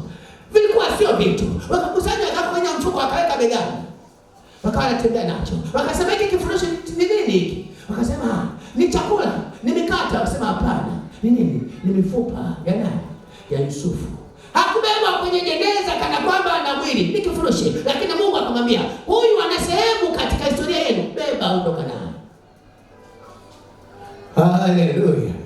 Kuna watu ukikaa nao, ukiongea nao, hawaoneshi uelekeo, hawana namna. Wamepoteza kabisa. Hawakusupport. Ukiongea na kaka yako anakwambia bwana wewe mambo ya wokovu. Ukiongea na dada yako, ukiongea na mdogo wako, hakusupport. Anakuona wewe kichaa, kiroho amekufa. Bwana Yesu apewe sifa. Anakuona umedanganywa, kiroho amekufa. Yupo kwa mizimu kila siku, amekufa. Mungu akamwambia Musa, chukua. Haleluya. Leo uanze kuomba kwa ajili ya ndugu zako. Bwana Yesu apewe sifa. Haleluya kwa Bwana Yesu. Uanze kuomba kwa ajili ya ndoa yako kwa jina la Yesu. Uanze kuomba kwa ajili ya biashara yako. Roho ya tamaa iondoke. Usimame kwenye zamu yako, muamini Kristo. Usimame kwenye zamu yako kwa ujasiri. Uombe na Mungu ni mwaminifu, anaenda kujidhihirisha. Haleluya kwa Bwana Yesu. Haleluya kwa Bwana Yesu. Inawezekana hata mambo yanakuwa ndivyo sivyo kwa sababu wewe ulishakata tamaa vitani. Hauombi tena. Ukisema unaomba unanung'unika. Ukisema unaomba unalia. Ukisema unaomba unalaumu. Unamsuta Mungu tu. Kiko wapi? Umesema utaniokoa. Nimeshaokoka. Kiko wapi? Maneno ni mengi. Haleluya kwa Bwana Yesu. Lakini Mungu akamwambia Musa, beba mifupa ya Yusufu. Haleluya. Haleluya. Mungu akamwambia Musa, chukua mifupa. Chukua mifupa ya nani? Chukua mifupa ya ndugu yenu. Huyo mtu ana historia kwenye maisha yenu. Amekufa, ameoza. Beba mifupa yake. Ni mtu muhimu kwenye maisha yenu. Haleluya. Hafai tena. Beba mifupa yake. Unamtoaje kwenye historia yenu? Haeleweki. Ana lugha chafu, anatukana, haeleweki, anajibu vibaya. Beba. Bwana Yesu asifiwe. Haleluya. Beba mifupa yake. Wamenipima, wamesema haiwezekani, ndo hapa, siwezi tena, vimekufa, vimefanyaje? Beba katika udhaifu wake. Bwana Yesu apewe sifa. Beba mifupa ya Yusufu. Chochote kilichotunu chenye historia ya maisha yako, beba. Leta katika nchi ya ahadi. Leta katika damu ya Yesu. Haleluya kwa Bwana Yesu. Beba, beba ndugu zako, beba mke wako, beba mume wako, beba watoto wako, beba elimu yako, beba kila mahali ambapo palikwama, beba kila ulichotoka. Mifupa ya Yusufu hiyo, beba, ni muhimu sana. Beba, ina historia ya maisha yako. Beba, chochote umeambiwa hauwezi, beba.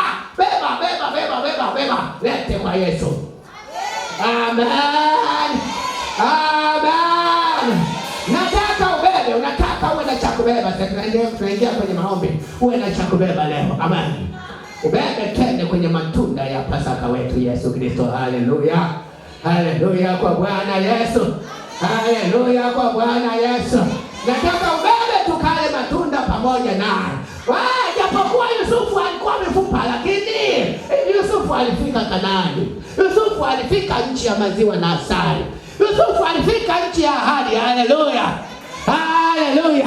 Beba tuingie nao kwenye nchi ya ahadi kwa jina la Yesu. Lazima waingie kwa damu ya Yesu. Lazima tufike. Bwana Yesu apewe sifa. Hao watu ni historia yetu, ni wanahusiana na maisha yetu. Lazima tufike nao. Amen. Tumepewa na Mungu aliye hai. Lazima tufike nao. Hayo mema ni yetu. Lazima yaingie. kwa jina la Yesu. Chochote ambacho adui alikifisha kinaonekana hakifai tena, Mungu ni mwaminifu. Leo kinaingia katika kwenye makaburi ya utumwa ya Misri, makaburi ya utumwa ya magonjwa, makaburi ya utumwa ya umaskini, makaburi ya utumwa ya ulevi, makaburi ya utumwa ya uzinzi, makaburi ya utumwa ya kila aina ya mizimu na uchawi wote.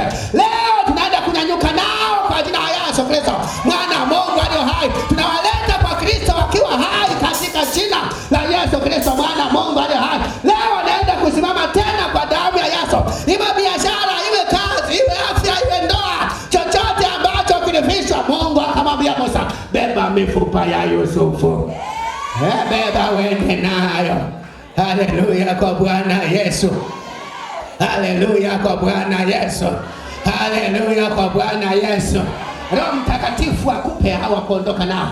Roho Mtakatifu akupe hivyo vya kuondoka navyo. Kuna vitu vilikuwa vimeshazikwa, akupe moyoni mwako vijae sasa tunapoingia katika roho kuomba. Akupe vilivyokuwa vimefishwa na adui, vilivyokuwa vimeozwa na vimebaki mifupa, vimeozeshwa na adui kwenye maisha yako. Iwe elimu ya watoto wako, walikuwa hawaelewi tena. Iwe mfumo wa uchumi wako, malango ya baraka zako, iwe malango ya afya yako, iwe malango ya uzao wako. Watoto wako kuna faraka, hawaelewani, hawaelewi elimu, hawaelewi chochote. Iwe malango ya ndoa, iwe malango ya kazi yako, iwe imani yako ilifishwa na adui. Chochote ambacho kimekufa, kwa jina la Yesu Kristo ni saa ya kuinuka tena, kupokea uhai kwa jina la Yesu, na kutembea kuingia katika nchi ya ahadi, wala si Kanaani ya dunia, bali mbinguni haswa, mahali ambapo Kristo Yesu, damu ya Yesu inanena mema kwa ajili yangu na kwa ajili yako, kwa jina la Yesu. Karabosaka naramosa rebebebe saka naramomosaka rabasaka rememeteke nerebosa narabasaka. Baba Mungu wetu, kwa jina la Yesu tunakushukuru, tuko hapa kwa sababu umetuokoa, umetupa neema ya wokovu. Lakini unajua kwamba hata ulipomwokoa Sauli ukasema na kuokoa wewe na nyumba yako na ulivyo navyo na watu wa kwenu, ili waache njia mbaya, njia ya giza, waelekee nuru, waache njia za shetani, wamrudie Mungu. Na sisi ulivyotuokoa, umejua kuna vitu vingi. Umetuokoa na afya za miili yetu, umetuokoa na ndoa zetu, umetuokoa na malango ya baraka zetu, yani uchumi wetu, kazi zetu, biashara zetu na mali zetu na kila kinachotupatia riziki. Umetuokoa na amani ya moyo wetu, Bwana Mungu wetu. Umetuokoa na wana wetu. Lakini wewe ndiye uliyemfundisha Musa kwamba nenda kamwambie Farao, nenda kamwambie Farao kwamba tunaondoka, hatuachi hata ukwato mmoja kwenye miliki yako. Wewe ndiye uliyemfundisha Musa ukamwambia nenda, pitia makaburini, nenda kafukue kaburi la Yusufu, kachukue na mifupa ya Yusufu tuondoke nayo, kwa sababu Yusufu ana historia na maisha yenu, kwa sababu Yusufu anahusika na majina yenu, kwa sababu Yusufu anahusika na maisha yenu. Beba mifupa yake tuondoke nayo. Na wewe ndiye uliyetuokoa, na wewe ndiye uliyetuokoa, na wewe ndiye uliyetuokoa. Mungu ya hai, tunaomba Mungu ya hai, kwa neema na rehema zako Bwana, kwa neema na rehema zako Mungu ya hai, kwamba katika vyote vilivyo vyema ulivyotukirimia vilivyo vyetu, Baba, tumekataa kubaki utumwani, tumekataa kubaki utumwani Baba, tumekataa kuacha katika utumwa wa shetani Baba, tumekataa watoto wetu kubaki katika utumwa wa shetani. Ndio maana leo tuko mbele zako. Tumekataa elimu za watoto wetu kubaki katika utumwa wa shetani. Tumekataa afya za watoto wetu kubaki katika utumwa wa shetani Baba, kwa jina la Yesu. Tumekataa ndoa zetu kubaki katika utumwa wa shetani. Tumekataa wenzi wetu, wake kwa waume, tumekataa kubaki utumwani. Tumekataa imani zetu kubaki utumwani, tumekataa kwa jina la Yesu. Tumekataa afya zetu kubaki utumwani, tumekataa. Ndipo sasa tuko mbele zako Mungu aliye hai. Kerebo saka rabo sete na raba saka mesha na rabo seke na raba saka. Baba, tunaomba ndani mbele zako Mungu aliye hai. Baba, tunaomba kwa kuwa tuna roho ya imani na tunaamini kwamba unaweza mambo yote. Nasi tunajua ya kuwa Baba wewe na Mungu wetu unaweza mambo yote. Tunajua kwamba Mungu haujawahi kushindwa. Wewe ni Mungu.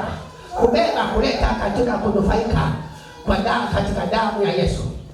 Chukua tunataka kubeba. Mkumbatie kama ni mke wako mbebe, muweke begani. Unasema leo naondoka nawe katika ulimwengu wa roho. Leo tunaondoka katika neema ya Pasaka, tunaenda kula matunda ya Pasaka pamoja. Kama ni baba yako mchukue, hajaokoka mchukue katika ulimwengu wa roho, mchukue, mwambie leo tunaondoka. Kama ni mke wako mchukue, kama ni mume wako mchukue. Shetani asikudhoofishe, asiseme huyu hawezi kubadilika. Ukisikia huyu hawezi kubadilika, maana yake nini? Anakuambia nimefupa sana, ameshaoza, hana nyama, hana mwili. Lakini Mungu akamwambia Musa, chukua mifupa ya Yusufu, tutaenda kujuana mbele. Beba kwa jina la Yesu. Unataka kuombea biashara yako sasa, nakwambia mbona imebaki frame tu? Mungu akamwambia Musa, beba mifupa ya Yusufu tuondoke. Katika kutoka kwao, katika kwenda kwenye matunda ya Pasaka, walibeba na mifupa ya Yusufu. Beba, inawezekana. Beba, kila mtu abebe. Wewe umefanya mtihani, umepata. Beba, kuna mipango ulishapanga ya maendeleo ya kazi, ya mafanikio, imevurugika, umeisahau. Sasa tunaongea, Roho Mtakatifu anakukumbusha, ombea, ibebe tena, ombea. Umeshafutika, ombea. Kama Mungu alimwambia Musa bebe mifupa ya Yusufu. Je, hawa watoto wako? Je, huo uchumi wako? Je, hiyo ndoa yako na Bosaka? Je, hiyo huduma yako? Hauombi tena siku hizi, haufungi tena. Umebaki kwenye historia kama Yusufu alivyobamiza, yameshaharibika. Unayaona hayaendi tena, umeshaongea imeshindikana, umeshalia mpaka machozi huna tena. Umeshaomba mpaka huna cha kuomba. Tia nia upya. Mungu aliyemwambia Musa beba pasipo yeye. Na wewe Bwana unajua historia ya mwenzi wangu, historia ya nyumba yangu, ya ndoa yangu isipokamilika pasipo huyu mwenzi wangu. Na lakini adui amemtaja katika hali ya kufa. Lakini katika mambo yote wewe ni Mungu uliyejali na uliona umuhimu wa mifupa ya Yusufu.